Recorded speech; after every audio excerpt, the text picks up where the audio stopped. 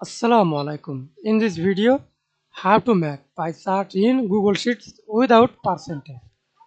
Let's begin. Delete to this chart.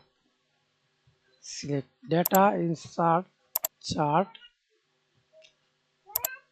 and select chart type. Find pie chart. Okay, customize pie chart and slice level.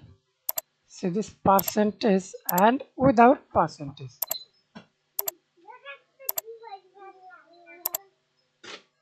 And percentage and value only value.